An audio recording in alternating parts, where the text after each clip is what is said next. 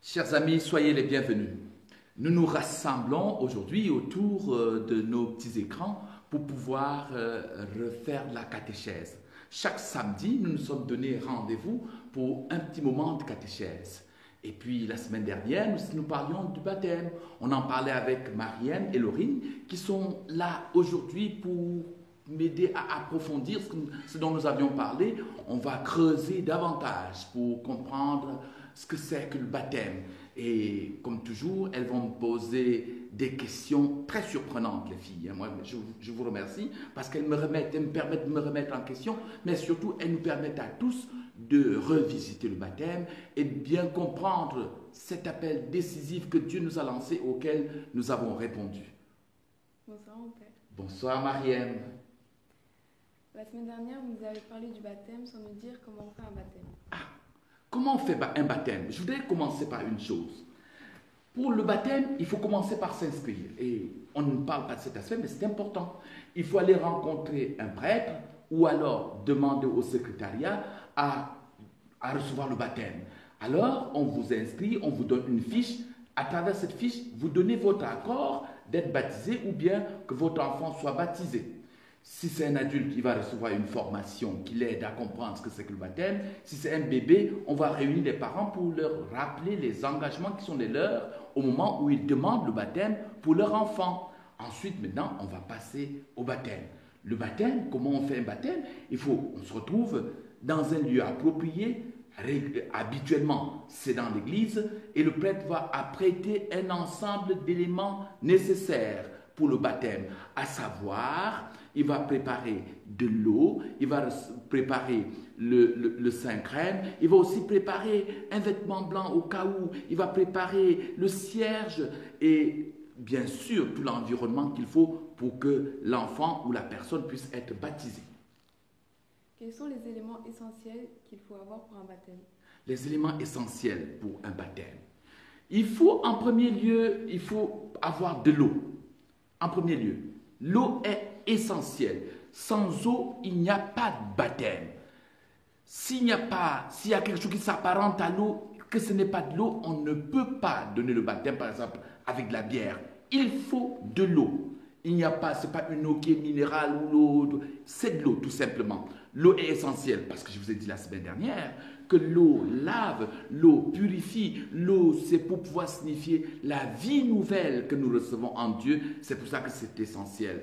Un autre élément essentiel pour le baptême, après l'eau, c'est le Saint-Crème. Vous savez, le Saint-Crème, on vous en a parlé, c'est une huile qui est bénite par l'évêque le jeudi saint lors de la messe chrismale pour pouvoir servir à donner un certain nombre de sacrements. Et ces sacrements, c'est le baptême, c'est la confirmation, c'est également le sacrement de l'ordre avec lequel on consacre les prêtres ou les évêques.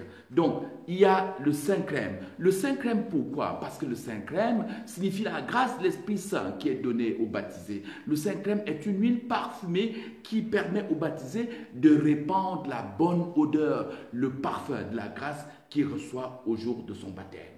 On commence donc par l'eau à verser sur le front? Ah mais non, bien sûr que non. Dans la célébration, on ne commence pas tout de suite par l'eau et on commence plus loin. Lors de la célébration, on commence par l'accueil du baptisé.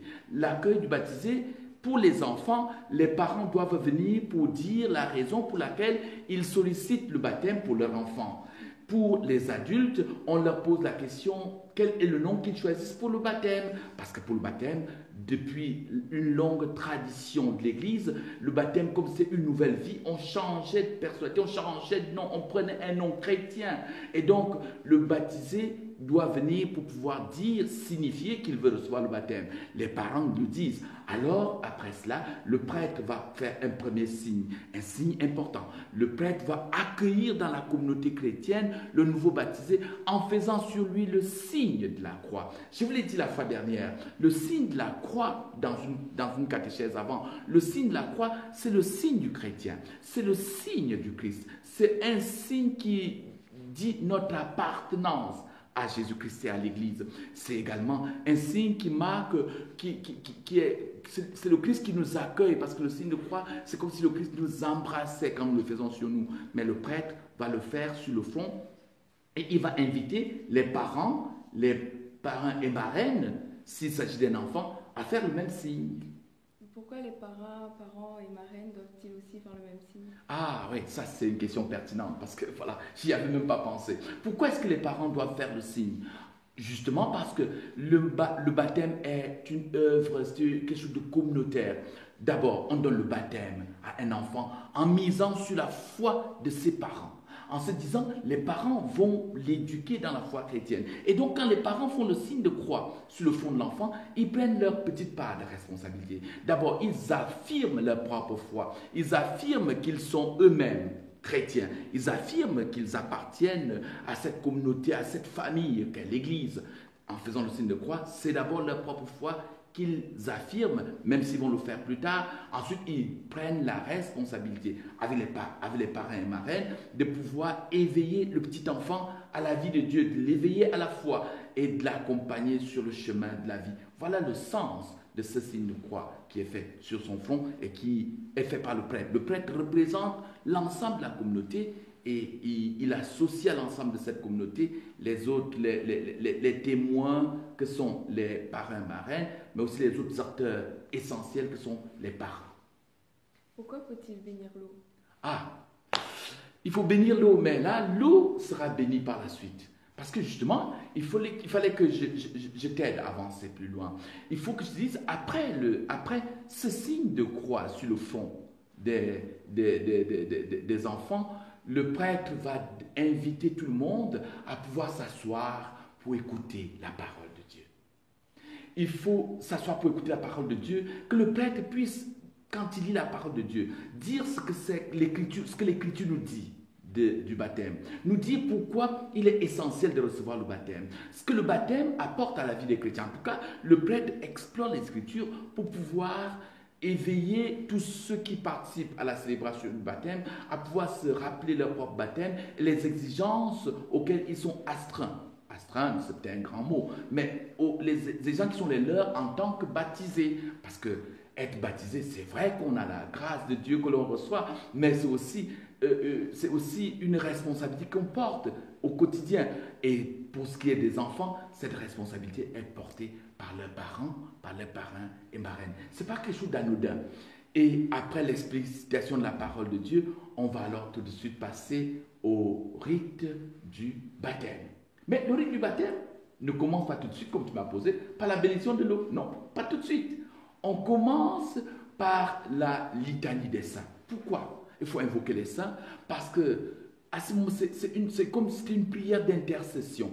On invoque les saints pour qu'ils viennent nous assister, qu'ils intercèdent pour nous afin que les rites qui sont posés par nous puissent être des rites qui puissent avoir de la consistance, qui puissent être portés par le Seigneur lui-même. Et j'aime le dire, le baptême c'est un acte qui nous dépasse éminemment. Il dépasse le prêtre, il dépasse l'assemblée. C'est Dieu lui-même qui accueille dans l'église la personne qui se présente pour être baptisée. Et donc quand on invoque les saints, c'est pour que toute l'église, l'église de ceux qui sont là, mais l'église de ceux qui sont au ciel, que toute l'église puisse invoquer Dieu, afin que les gestes qui sont posés par le prêtre puissent effectivement permettre aux nouveaux, aux néophytes de recevoir la grâce. Ce n'est pas une mince affaire, le baptême. C'est quelque chose de très très beau, mais c'est quelque chose de très grave. C'est un instant de gravité, le moment du baptême. Et donc, après cette litanie des saints, on peut aussi remplacer par une intercession, les gens viennent pour pouvoir lire diverses intentions. On passe donc on va passer à d'autres rites qui est l'imposition des mains. Le prêtre va imposer des mains. L'imposition des mains, c'est quelque chose de fort. Le prêtre va d'abord dire une prière. C'est une prière qu'on appelle la prière d'exorcisme. Il affirme que le baptisé va quitter un monde ancien pour pouvoir revêtir, pour pouvoir entrer dans un monde nouveau. Un monde où le Christ va lui permettre de pouvoir vaincre les ténèbres et le mal, pour pouvoir mener une vie de ressuscité. Et donc, voilà, après cela, le prêtre va faire l'imposition des mains au baptisé pour pouvoir signifier cette traversée qui va se faire par le baptême. Pourquoi ne plonge-t-on pas les baptisés dans l'eau comme autrefois? Pourquoi on ne plonge pas les baptisés dans l'eau? Parce que, permets-moi, de revenir sur quelques éléments qui sont constitutifs avant qu'on aille dans l'entrée dans l'eau. Ces éléments, c'est que après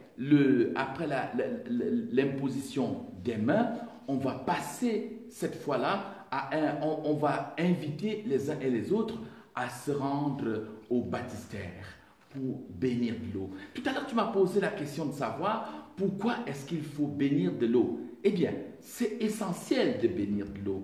Pourquoi est-ce que c'est essentiel de bénir de l'eau? Parce que l'eau, tu sais toi-même que l'eau qui engendre la vie est aussi un élément qui peut engendrer la mort. Tu sais que l'eau qui est l'eau qui donne le baptême, qui permet ainsi de recevoir la vie de Dieu, c'est cette eau qui, à travers les orages, à travers les tempêtes, à travers les marées, à travers les inondations, sème aussi la panique et la mort.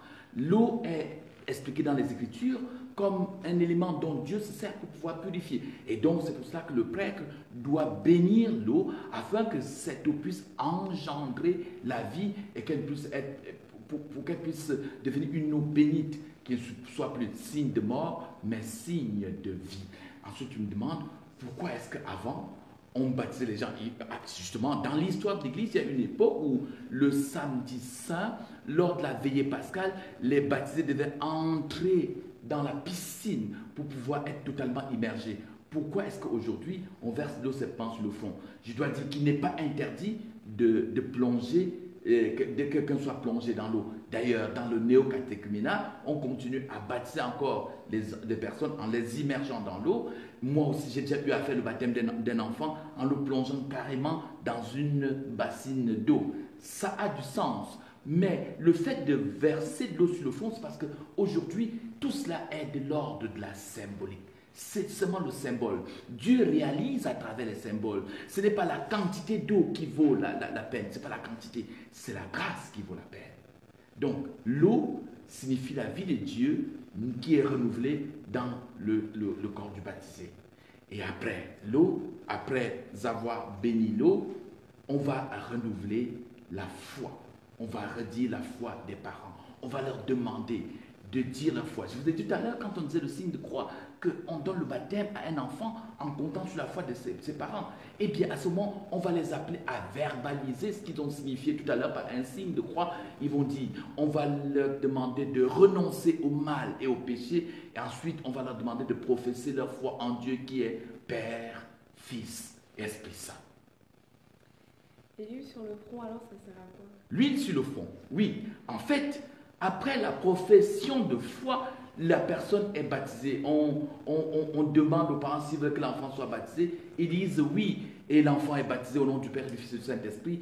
Et après le baptême, on a longuement parlé du baptême d'eau la fois dernière, il va avoir maintenant l'huile, le Saint-Crème dont je parlais tout à l'heure. Le Saint-Crème apporte l'Esprit Saint, mais surtout, il permet aux baptisés d'être marqués du sceau même de Dieu. Il devient prêtre, prophète et roi. On ne reçoit pas le baptême deux fois, comme je l'ai dit la fois dernière. On le reçoit une seule fois. Pourquoi est-ce qu'on le reçoit une fois? Parce que dès que tu es baptisé, qu'on a mis le Saint-Crème sur ton front, eh bien, Dieu prend possession de toi. Et si après, on utilise tous les torchons du monde pour pouvoir effacer ton front, ce n'est pas possible parce que cette huile reste gravée en toi. À travers ton front, c'est ton âme qui est touchée. C'est ton esprit, c'est tout toi-même qui est touché. De l'huile sainte, quand le prêtre t'a marqué le front avec le Saint-Crème, eh bien, désormais, tu deviens une créature, tu deviens quelqu'un qui appartient au Christ. Tu deviens une création nouvelle. Pas une créature, mais carrément, tu es recréé totalement. Et en cela, le caractère ne s'efface jamais. Le Saint-Crème permet donc à toi de recevoir une grâce inamovible, une grâce inaltérable, une grâce indélébile qui est en toi, et c'est le caractère baptismal qui ne s'effacera jamais. On est baptisé pour la vie. C'est pour ça qu'on est en blanc le jour du baptême? Ah, pourquoi En fait, comme je le disais, tu deviens une création nouvelle. Alors, pour pouvoir matérialiser Laurine, hein, il faut que je précise bien que c'est Laurine qui reprend les questions maintenant pour m'asséner encore de très belles questions. Donc, le blanc, le jour du baptême, signifie l'état qui est celui du baptisé. Au jour de son baptême, il devient pur. Même si tu es grand, quand tu même un adulte qui reçoit le baptême, est revêtu d'une pureté entière. Et je peux même dire que si quelqu'un reçoit le baptême et qu'il meurt dans les instants qui suivent, eh bien on peut le canoniser parce qu'à coup sûr la personne va au ciel. Le baptême l'a totalement purifié. Il est devenu une créature nouvelle. Et donc c'est pour cela que le vêtement blanc qu'on met sur les enfants ou que les baptisés portent au jour de baptême signifie de cette pureté d'enfant de Dieu. Et le prêtre ajoute qu'il puisse penser à garder intacte cette dignité de fils et de fille de Dieu pour la vie éternelle. On donne aussi le cierge aux parents. Oui, après le vêtement blanc qu'on peut apposer ou bien que l'on peut porter sur toi, il y a un cierge. Remarque très bien, le cierge n'est pas n'importe quel cierge, parce que la lumière de ce cierge est prise au cierge pascal. Le cierge pascal, c'est le cierge qu'on allume le samedi saint, lors de la veillée pascale, et qui dit que le Christ est la lumière du monde.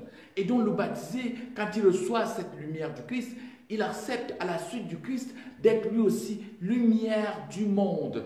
Il veut être, le Christ nous demande d'être sel de la terre et lumière du monde. Eh bien oui, le Christ lui-même a été, il est et il sera à tout jamais la lumière du monde. Et à sa suite, le baptisé accepte cette responsabilité. Mais quand il s'agit des enfants, comme ils ne peuvent pas porter un cierge, cette lumière, cette responsabilité est confiée à leurs parents.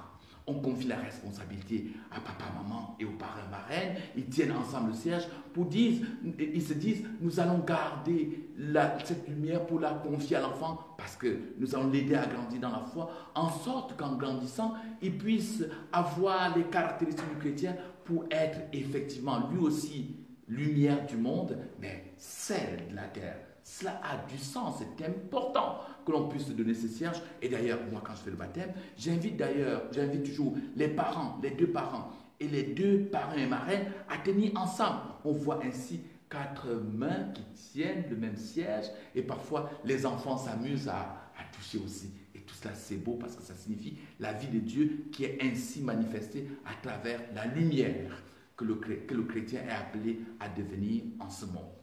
Dis-nous, qui peut donner le baptême? Belle question. Qui peut donner le baptême? Je dois te dire en tout premier lieu que toute personne peut donner le baptême. Mais de manière ordinaire, c'est soit l'évêque, le prêtre, le diacre, les personnes qui ont reçu le sacrement de l'ordre. Ça veut dire que de manière ordinaire, quand on programme un baptême, on leur demande s'ils donnent leur OK, s'ils sont disponibles, ils viennent donner le baptême. Mais voilà, en cas de danger de mort, est-ce que tu savais, Mariam, que tu peux donner le baptême? Tu ne savais pas? Ah oui, mais voilà, il faut que je te dise, toi aussi tu peux donner le baptême. Laurine, toi aussi tu peux donner le baptême. Chaque personne peut donner le baptême. Vous êtes baptisé, vous pouvez baptiser. Mais même les personnes qui ne sont pas baptisées peuvent donner le baptême. Mais tout réside maintenant dans une chose, un détail important, capital, c'est qu'ils aient l'intention de faire ce que l'Église fait quand elle donne le baptême. Il faut que vous ayez dans votre tête l'intention de donner le baptême qui procure la vie de Dieu à la personne qui reçoit. Même si vous n'êtes pas chrétien, même si vous n'êtes pas baptisé, mais vous trouvez quelqu'un en danger de mort, prêt à mourir, vous dites, comme l'Église a souhaité le faire, comme l'Église demande de le faire, je te baptise au nom du Père et du Fils et du Saint-Esprit, eh bien, la personne est baptisée. Ça, c'est beau ça, non? C'est beau à savoir ça. Et ça, tu le savais, Laurine? Ah, voilà. Encore des petites choses que nous pouvons apprendre aujourd'hui. Qui peut être parrain et marraine et quel est le rôle? Le rôle des parrains et marraines. D'abord, je dois dire une chose. Le rôle de parrain, c'est une responsabilité. Donc, forcément, il faut une personne qui est elle-même baptisée, une personne qui a reçu la confirmation. Nous allons parler de la confirmation dans l'une de nos catéchèses. Donc, il faut une personne qui est confirmée pour pouvoir être parrain et marraine. Donc, quelqu'un qui est baptisé, quelqu'un qui a reçu la confirmation pour pouvoir être parrain et marraine. Et en cela, on invite des personnes qui sont de la famille ou des personnes qui sont lointaines ou des personnes qui comprennent de manière exemplaire, des personnes qui acceptent de jouer une responsabilité pour le baptiser, une responsabilité pour l'enfant qui est baptisé. Et cette responsabilité, elle est double. C'est sur le plan humain, être prêt à soutenir les parents dans l'éducation de l'enfant, mais être aussi prêt à soutenir les parents dans l'éveil à la foi et l'éducation spirituelle. Donc sur le plan humain et sur le plan spirituel, c'est pas une petite responsabilité, c'est quelque chose de grave, d'important. Et donc, il ne faut pas être parrain ou marraine seulement du pied levé parce qu'on veut paraître le jour du baptême, on veut se faire important aux yeux de la famille ou de l'enfant. Non, il faut effectivement s'engager avant de l'être. Quel est le lien entre le baptême et le péché? Ouh, là, je ne m'y attendais pas. Le lien entre le baptême et le péché. Que vais-je dire? Je vais dire deux choses qui concernent les deux catégories de personnes qui sont baptisées. Pour un adulte, je l'ai dit tout à l'heure, quand on est baptisé, on est purifié de tout péché. Le baptême nous lave. C'est un bain total que nous avons. Mais il ne nous lave pas extérieurement, il nous lave tout entier. Le Christ a dit, à moins de renaître de l'eau et de l'Esprit Saint, nul ne peut entrer dans le royaume de Dieu. Il le disait à Nicodème, c'est Saint Jean qui le dit dans le 3e chapitre de son évangile. Eh bien oui, à moins d'être lavés par le bain du baptême, nous demeurons dans notre péché. Et donc le baptême nous renouvelle et nous sommes tout entier, nous sommes totalement libérés de tous les péchés que nous avons commis, mais aussi du péché originel. Et donc, quand l'enfant reçoit le baptême, vous allez me demander, mais pourquoi est-ce que l'enfant a péché pour recevoir le baptême? Ça, c'est une question qui devrait être conséquente à votre première question. Eh bien, l'enfant n'a pas de péché personnel, mais il y a en lui la tâche qu'on appelle le péché originel. C'est la tâche que l'humanité a eu en se séparant de Dieu par la désobéissance. Nous savons que quand nous naissons, notre humanité est marquée par la faute originelle. Et justement, par le baptême, on efface cette tâche et l'enfant devient pur de la pureté même de Dieu. L'enfant, il a une nouvelle virginité. Et cette virginité, c'est le cadeau, c'est le précieux cadeau de la grâce que Dieu lui fait. Que doivent faire les parents après le baptême? Après le baptême, que doivent faire les parents? Je pense que vous me le demandez en guise de conseil maintenant. Peut-être vous voulez que je donne un conseil à tous les parents qui amènent leur enfant pour que l'enfant puisse être baptisé. Que doivent-ils faire? Eh bien, ceci tout simplement. Après le baptême, les parents doivent continuer à accompagner l'enfant. Ils doivent aider l'enfant à s'éveiller à la vie chrétienne, à pouvoir faire son premier signe de croix, aider des parrains et marraines. Les parents doivent accompagner l'enfant et l'aider à pouvoir se rendre compte que la vie chrétienne, c'est quelque chose de bon, c'est quelque chose de fabuleux, et que le baptême n'est pas un point final, ce n'est pas seulement un épisode dans la vie de l'enfant, mais c'est un moteur qui leur permet de pouvoir s'élancer dans la vie. Et pour pouvoir terminer, les parents doivent accompagner les enfants et les aider à accéder aux autres sacrements. Car les sacrements, ce n'est pas seulement le baptême. Après, il va avoir l'Eucharistie, la première communion, il va avoir la confirmation, et puis il y a les sacrements qui renouvellent la grâce de Dieu, comme il y a l'Eucharistie qui renouvelle chaque fois la grâce de Dieu, il y a la réconciliation, mais il y a aussi le sacrement de l'ordre, il y a le sacrement du mariage, il y a le sacrement il y a le sacrement des malades qui permet chaque fois qu'on est malade de pouvoir voir en soi la vie de Dieu. Donc voilà, les parents doivent, c'est pas un épisode, c'est pas quelque chose, le baptême c'est pas un instant où ils permettent qu'on donne le baptême à l'enfant et ils disent ah voilà, nous avons fait notre travail, ça nous suffit. Mais non, ce n'est qu'un point de départ. Ils doivent aider les enfants, les accompagner pour qu'ils puissent grandir dans la foi et dans la vie de Dieu. Nous vous remercions pour ces réponses. Nous espérons qu'elles vont nous aider à mieux grandir dans la foi. Ah, merci, c'est mon souhait. Moi, vous me dites que vous espérez que les questions, que les réponses à vos questions vont vous aider à grandir dans la foi. C'est bien dit, Mariam, c'est bien dit, Laurine. Mais j'aimerais aussi que ces questions fassent en sorte que beaucoup d'autres jeunes comme vous puissent retrouver l'enthousiasme de la foi. vous, je sens que vous me posez des questions, vous avez participé à élaborer ces questions, et donc je sens que vous avez en vous un feu qui brûle. Eh bien, dans votre âge, on peut bien être chrétien et l'être véritablement, et avoir en soi ce feu sacré qui fait en sorte qu'on aime professer sa foi, on aime en parler avec joie, avec enthousiasme. C'est ce que je vous souhaite, c'est ce que je souhaite à beaucoup d'autres jeunes comme vous, et donc je vous remercie d'avoir pris ce temps pour m'aider à m'adresser à beaucoup d'autres personnes qui nous suivent à travers les réseaux sociaux. À tous, je souhaite le bonsoir. À tous, je donne rendez-vous le samedi prochain pour un autre moment de catéchèse. Bonsoir et à bientôt.